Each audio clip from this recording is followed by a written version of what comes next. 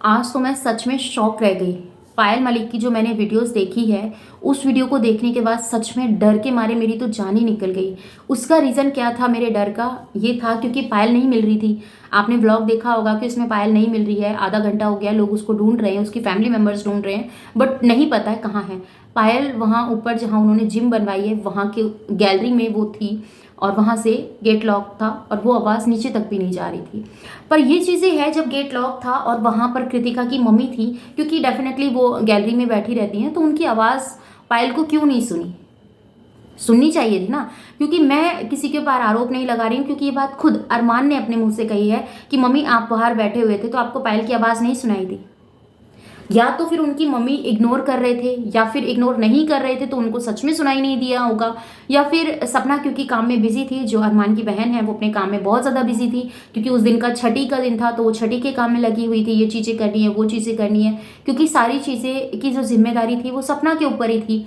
रही बात कृतिका की, तो कृतिका अभी इतना भागदौड़ नहीं कर सकती है, क्योंकि जिम का जो उद्घाटन है वो कृतिका ने किया था, और फिर उसके बाद उसने नहाना धोना किया, क्योंकि छठी भी पूजनी थी।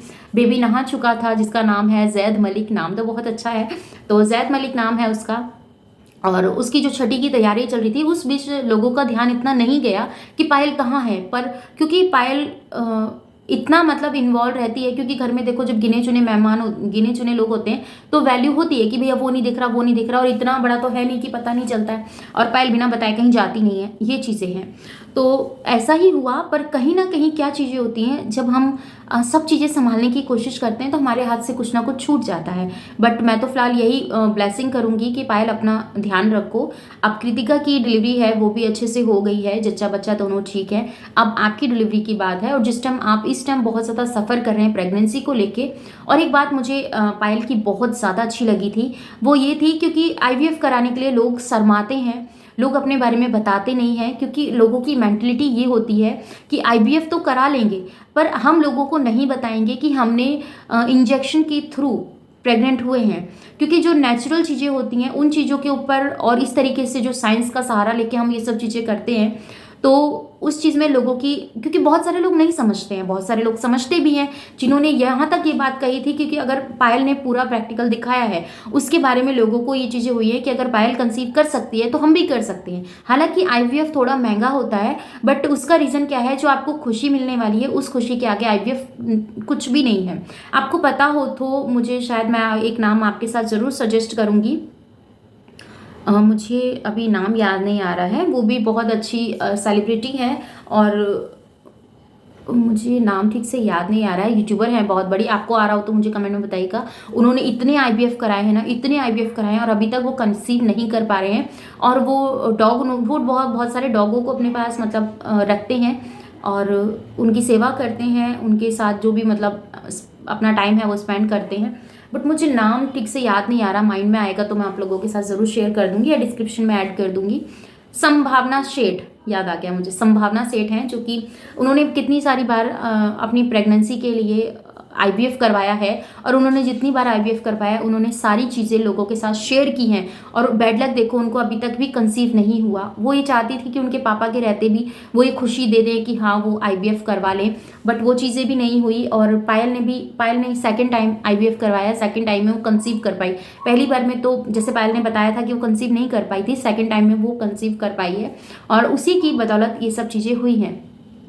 तो देखो, छुपाने वाली कोई बात नहीं है। जब आप पूरे ब्लॉगिंग करते हैं, पूरी तरह आप सोशल मीडिया पे हैं, तो लोग आपको समझेंगे भी, आपके बारे में बात भी करेंगे। बशर्ते माइंड उनका क्या है, वो गलत सोच रहे हैं तो गलत बोलेंगे, अच्छा सोच रहे हैं तो अच्छा बोलेंगे, क्योंकि हम लोगों की सोच को अपने अकॉर्डिंग नहीं चेंज कर सकते हैं। वो उनका वो है कि उनका ओपिनियन है कि वो क्या सोचते हैं हम लोगों को लेके। बट मुझे ऐसा लगा पायल ने जो डिसीजन लिया बहुत अच्छा लिया, क्योंकि कंसीव करना बहुत ज़रूरी था। ज़रूरी ये भी नहीं था कि ऐसा नहीं है कि हो नहीं सकता था, पर एक ऐसा होता है ना कि एक अगर वो चीज़ें करना है तो हम उस चीज़ को कर सकते हैं, और वो उसने करके दिखाया है। और मुझे बहुत अच्छा लगा। इस चीज़ से बहुत लोगों को वो भी हुआ कि छोटी छोटी बातें अपनी सोशल मीडिया पे लाकर पोस्ट कर देते हैं, डाल देते हैं। भैया जिनकी ज़िंदगी जहाँ से उनके घर का खर्चा चल रहा है, दिन रात सब चीज़ें होती हैं, तो वो पूरा प्रॉपर नहीं दिखाते। जो जो पॉइंट होते हैं, जो दिनचर्या उनकी होती है, बस वही चीज़ें होती हैं, वही चीज़ें वो आपके और हम लोगों के साथ शेयर करते हैं। तो आपको क्या लगता है कि पायल ने IVF करा के बिल्कुल सही किया या फिर IVF नहीं कराना चाहिए था? क्योंकि विदाउट IVF पायल कंसीव नहीं कर पा रही थी, तो उसका ये रीज़न था। और कृतिका कंसीव कर गई और उसका भी काफ़ी लंबे टाइम बाद कृतिका भी कंसीव कर पाई, जो कि आप देख सकते हैं बिल्कुल हेल्दी बेबी है और हेल्दी माँ है। तो मैं तो ब्लेसिंग देती हूँ पायल को, और आप सभी ब्लेसिंग दीजिएगा कमेंट सेक्शन में कि पायल की जो डिलीवरी है वो अच्छे से हो जाए। क्योंकि देखो नॉर्मल तो हम नहीं कह सकते कि नॉर्मल होगी, क्योंकि 2 बेबी हैं तो दोनों बेबी में सिजेरियन तो होना बनता ही है। तो इसलिए हम नॉर्मल की नहीं कह सकते, बट इतना कह सकते हैं, इतनी दुआ कर सकते हैं कि परमात्मा करे कि जच्चा बच्चा दोनों सही रहें और दोनों का जो हेल्थ है वो अच्छी रहे। तो आशा करती हूँ कि आपको वीडियो पसंद आएगा, लाइक एंड शेयर कीजिएगा। तो वीडियो आपको कैसा लगा कमेंट सेक्शन में जरूर बताइएगा। चैनल पर नहीं सब्सक्राइब कर लीजिएगा। वीडियो चले तो लाइक एंड शेयर कीजिएगा। इस वीडियो के रिगार्डिंग कोई भी क्वेश्चन हो कमेंट सेक्शन में देना मत भूलिएगा। मिलती हूँ नेक्स्ट वीडियो में। आशा करती हूँ कि आपको आज का मेरा ब्लॉग पसंद आया होगा। Bye bye, love you all, thanks for watching. जय श्री कृष्णा, राधे राधे।